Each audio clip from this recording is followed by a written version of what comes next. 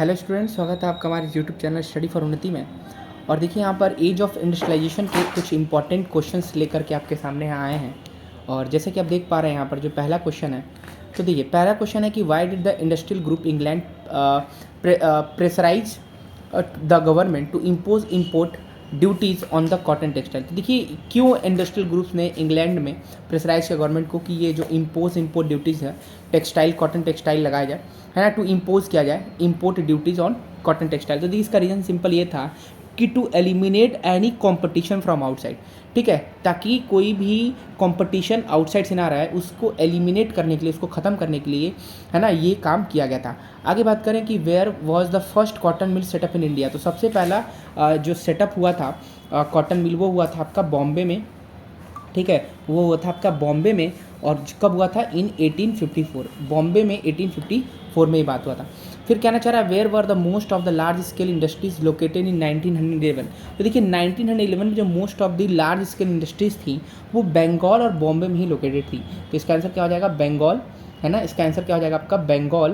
Bengal and Bombay, ठीक, Bengal and Bombay. तो ये इसका आंसर है। आगे बात करें हु वर्क फॉर इंडस्ट्रियलिस्ट के लिए किसने काम किया टू गेट न्यू रिक्रूट्स के लिए किसने काम किया था? तो जॉबर ने काम किया था। क्या हो जाएगा इसका आंसर? जॉबर ने काम किया था।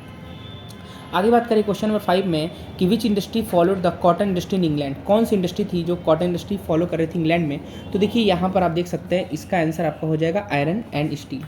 आयरन एंड स्टील इंडस्ट्री थी जो आयरन एंड स्टील इंडस्ट्री जो थी वो फॉलो कर रही थी इंग्लैंड में। आगे बात करें क्वेश्चन नंबर 6 में कि name any one problem face by the cotton viewers in India. तो देखिए प्रॉब्लम्स क्या थे कि they did not have good quality of cotton. इनके पास गुड क्वालिटी ऑफ कॉटन नहीं थे, गुड क्वालिटी नहीं थे, ठीक, गुड क्वालिटी ऑफ कॉटन इनके पास नहीं थे, ठीक। आगे बात करते हैं अगले क्वेश्चन की।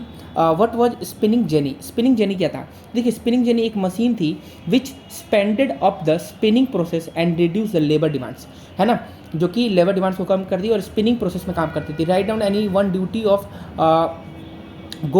गोमास्तास, ठीक है, गोमास्तास की वन ड्यूटी के बारे में अगर बात करें तो सुपरवाइजिंग वेवर्स, है ना, वेवर्स को सुपरवाइज करने का काम था इनका। बात करें अगले question who was the typical workers of mid 19th century according to the historian. तो देखिए इसमें थे ट्रेडिशनल क्राफ्ट पर्सनस थे, लेबर्स थे, इसका आंसर हो जाएगा 9 का। आगे देखिए 10 नंबर में तो why the export of Indian yarn to China decline in 1906। क्यों डिक्लाइन हो गया था? तो आप देख सकते हैं to produce from the Chinese and Japanese mill flooded the Chinese market, ठीक है, तो ये इसका रीजन हो जाएगा। अब आगे देखिए अगर अगले डीपीपी में तो देख सकते हैं सबका आंसर यहाँ पर मेंशन था। आगे बात करें डीपीपी 2 में तो देख सकते हैं पहला क्वेश्चन आपके सामने दिख रहा होगा। पहला क्वेश्चन है कि how did the seasonality of employment affect the lifes of Indian workers during the 18th century explain. तो देखिए इसमें सीजनैलिटी जो है वो अफेक्ट कर रही थी lifes of the Indian workers को। सबसे पहले तो सीजनल ऑफ वर्क मीन्स कि जो प्रोलॉन्ग पीरियड ऑफ अनएम्प्लॉयमेंट, मतलब कि सीजन के हिसाब से काम करना, और उसके बाद से जो है कि worker were force on again on streets, और जब सीजन खत्म हो जाता था फिर से वो जो स्ट्रीट्स पर आ जाते थे। And many went back to their village, के अपने गांव चले जाते थे। Other looked for the odd job in this cities, और कुछ अपने अलग अलग जॉब्स के लिए देखते थे सिटीज़ में। बात करें गिल्ड्स क्या था, व्हाट आर गिल्ड्स, है ना, and how they make it difficult for new merchant to set business in the town and England, explain करिए। तो देखिए इसमें गिल्ड्स जो थे वह एक एसोसिएशन था और पार्टीशन और मर्चेंट्स का जो कंट्रोल करता था the practice of their crafts and trades in the particular cities. तो ये इसका आंसर हो जाएगा, नीचे आप देख सकते हैं। आगे अभी आएगा हिस्टोरियंस, देखें historians now have come to the increasingly recognise that typical workers in the mid 19th century was not a machine operator but traditionally craftsman and labour analyse the statement. इसको आप एनालाइज करिए तो देख सकते हैं इसका भी आंसर मैं नीचे लिख दिया हूँ, आप देख लीजिएगा। बात करें explain the role played by the advertisements in creating new consumer for British products. क्या रोल था एडवर्टाइजमेंट का टू क्रिएटिंग न्यू कंज्यूमर्स, नए कंज्यूमर्स को लाने के लिए ब्रिटिश प्रोडक्ट में? तो इसका भी आंसर आप देख सकते हैं नीचे। देखिए बेसिकली इसका जो है कि आंसर आपका हो जाएगा कि जो वेरी बिगिनिंग में जो इंडस्ट्रियल एज था एडवर्टाइजमेंट बहुत अच्छा इंपॉर्टेंट रोल प्ले किया, एक्सपांड किया मार्केट को, प्रोडक्ट को, एंड एक शेप दिया न्यू कंज्यूमर कल्चर को, ठीक है। अब ये सारी बातें थी। फिर अगला क्वेश्चन यहाँ पे देख सकते हैं कि why did the East India Company appoint gomastas, है ना, गोमास्तास को क्यों अपॉइंट किया गया था? तो देखिए 3 रीजन्स भी इसके आप नीचे देख पाएंगे। फिर आगे बात करें why was it difficult for East India Company to procure regular supplies for goods for export in India, beginning explain, ये भी है. How did the industrial development in the second half 19th century, देखिए ये भी है. फिर by the first decade of 20th century the series of change effect in the pattern of industrialization of India support the statement give with example, नीचे इसका भी answer आपको मिल जाएगा. And why could Manchester never recapture its old position in the Indian market after the first world war, ठीक है. And describe the condition of worker 19th century England में क्या थी कंडीशन. तो देखिए सारे का यहाँ पर आपको आंसर मिल जाएगा. आप पॉज करके इसको याद कर सकते हैं, ठीक है. देखिए मेरा काम है बस आपको यहाँ इस चीज़ को आप तक कन्वे करना, और आपका काम है कि इसको अच्छे से पढ़ करके और एग्ज़ाम देना, ठीक. बात करें अगले क्वेश्चन की तरफ देखें.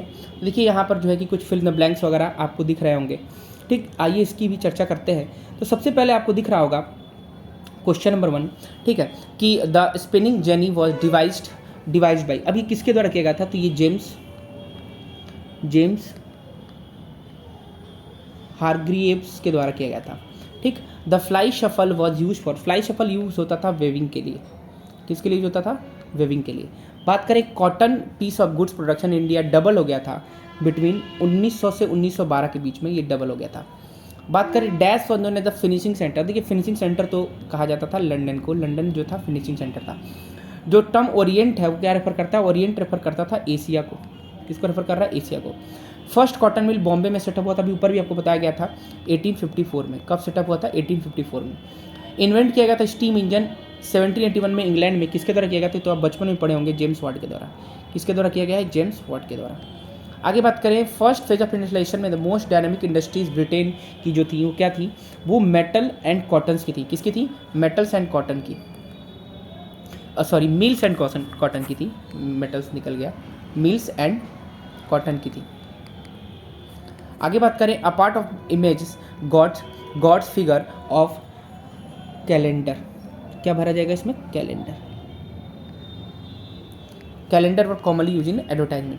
अब देखिए the 3 pre colonial ports in India were, 3 colonial जो अगर बात करें हम यहाँ पे पोर्ट्स की तो वो आपकी हो जाएंगी पर्सोनेजेस,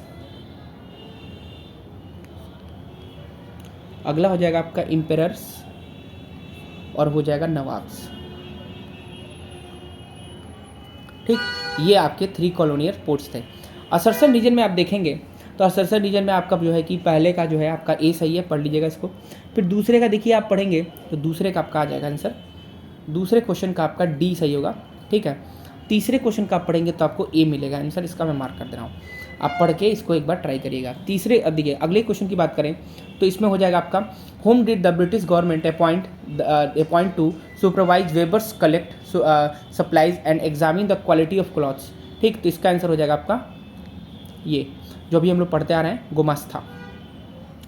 अगला क्वेश्चन बात करें, कहना चाह रहा है कि from which of the following trade did the early businessman make good Fortune. Good Fortune जो है वो बनाया गया था आपका चाइना. अगला क्वेश्चन है कि which innovation help weavers to increase productivity. कौन सी जो है कि प्रोडक्टिविटी में हेल्प की? तो फ्लाई शफल थी. आगे बात करें कि where was the first cotton mill establish. तो कहाँ हुआ था? अभी आप पढ़े ही हैं बॉम्बे में 1854 में.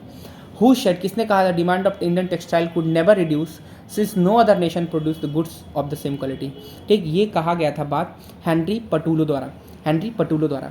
फिर आप देख सकते हैं 1911 से लेकर के 1911 में 67% ऑफ लार्ज इंडस्ट्री जो थी लोकेटेड थी one of the following places in India में. कहाँ पे लोकेटेड थी? तो अभी आपको देखिए पीछे वाले में आंसर बताया गया था, ये आपका हो जाएगा बंगाल और बॉम्बे में. आगे देख सकते हैं गिव रीजन आपको देना है why export Indian yarn China decline 96 में क्यों हो गया था. तो देखिए सिंपल इसका रीजन अगर आप बात करें तो क्या हो जाएगा इसका?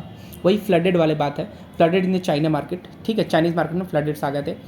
Y did merchant in Europe go to the countryside in 17th. देखिए 17th सेंचुरी में जाने के काफ़ी सारे रीजन्स हैं जो कि आपको नीचे आंसर में यहाँ पर मिल जाएंगे. आप देख सकते हैं यहाँ पर इसका आंसर मार्क कर दिया गया. आगे बात करें अगर नेक्स्ट में तो हम देख सकते हैं यहाँ पर हमारे पास DPP 4 में कुछ हमारे पास वन लाइनर क्वेश्चंस हैं.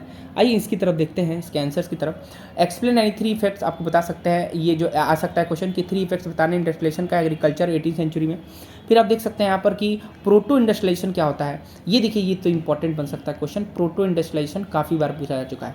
Right the most dynamic industries in Britain first of the first phase of industrialisation. What were the craft and the trade guilds क्या हैं। व्हाट वर गिल्ड्स क्या है, ये क्वेश्चन अभी एक बार बताया हूँ। हाईलाइट्स करना है आपको 3 benefits of industrialisation in society में। Highlights any 3 features of industrialisation revolution. कहना चाह रहा है which invention help the cotton textile industry to adopt the factor system. कौन सी ये फैक्टर्स थे। Explain any position, explain the position of women in Britain 19th century में। और एक्सप्लेन करना आपको process of industrialisation in Britain during the 19th century. ठीक है, process of industrialisation, process position of womens, why were the merchants not able to expand production within a towns of England, explain 3 reasons के 3 reason. और ये question भी आ सकता है आपका। तो ये सारे इंपॉर्टेंट क्वेश्चंस थे और यहाँ का आपको सारे का आंसर यहाँ मिल जाएगा, आप इसको पढ़िए। और ये था आपका हिस्ट्री का कंप्लीट यहाँ पर होता है। बाकी के जो भी आप देखना चाहते हो, नेशनलिज्म इन इंडिया, यूरोप और the making of global world, ये सारे का आंसर और क्वेश्चन के साथ आपको पीछे वाले वीडियोस में आपको मिल जाएगा, डिस्क्रिप्शन में लिंक मिल जाएगा।